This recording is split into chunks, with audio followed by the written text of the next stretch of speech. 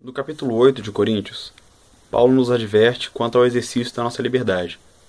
Ele diz que algumas atitudes podem levar o irmão a cair, o irmão de mente fraca. Com base nisso, nós podemos relativizar o pecado?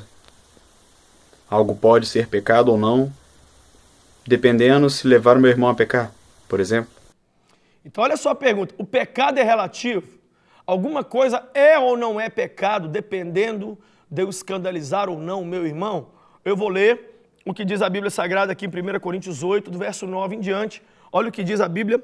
Contudo, tenha cuidado para que o exercício da liberdade de vocês não se torne uma pedra de tropeço para os fracos. Pois se alguém que tem consciência fraca vir você, que tem conhecimento, comer no templo dos ídolos, não será induzido a comer? Assim esse irmão fraco, por quem Cristo morreu, é destruído por causa do conhecimento que você tem. Quando você peca contra seus irmãos dessa maneira, ferindo a consciência fraca deles, peca contra Cristo. Portanto, se aquilo que eu como leva o meu irmão a pecar, nunca mais comerei carne, para não fazer meu irmão tropeçar. Qual é a resposta? Bem, a gente sabe que a Bíblia não tem uma lista exaustiva de pecados. Então não é tudo que tem de errado. Por exemplo, a Bíblia não fala especificamente da pornografia, como a temos hoje na internet.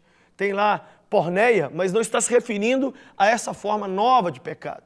Tem tantos pecados novos, pecados que nunca foram mencionados pela palavra de Deus, mas a gente sabe que é pecado. Então, com os tempos, novas situações surgiram. Então, o pecado é relativo? O pecado nunca é relativo. O pecado ele é destruidor em qualquer forma que ele se manifeste, em qualquer cultura, em qualquer época.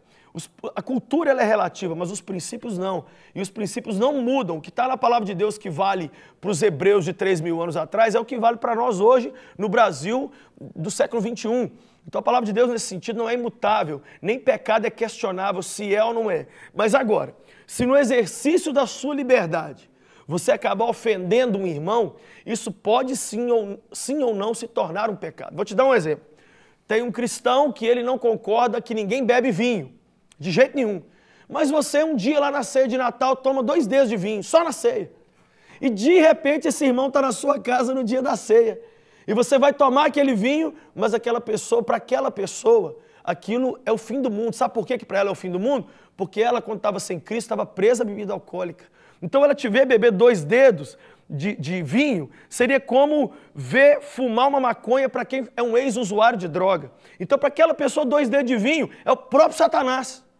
Então ao beber aqueles 2 dedinhos ali, que para você não é nada, você acaba ferindo a consciência de um irmão. Então, no exercício da nossa liberdade e da nossa caminhada com Cristo, temos que tomar cuidado para a gente não levar outros ao escândalo e ao pecado. Nesse sentido, sim, nós podemos pecar de levar outros à tristeza e ao escândalo e ao pecado. Nós vamos então viver uma vida enclausurada? Não. Nós vamos tomar cuidado. No exercício da sua fé, você pode dialogar com seu irmão. Nenhuma pessoa crê exatamente como a outra. Eu falo por mim e pela minha mulher. Eu e a Patrícia, a gente não crê 100% idêntico, e isso é bom. Por quê? Porque a fé cristã não é um bando de robozinho, todo mundo fazendo tudo igual, automático. Não é? Há liberdade para você ler um texto e pensar de uma maneira, outro pensa da outra, mas os pontos que nos unem são muito maiores que os que nos separam. Isso aqui importa. Eu fico com muita raiva de gente que pega um ponto que separa e faz desse ponto o pretexto para se separar. Tem de pessoas, por exemplo, que já me ouviram pregar, não concordaram com uma coisa em 100 que eu falei e disseram, nunca quero me relacionar com o Lucinho porque ele falou que...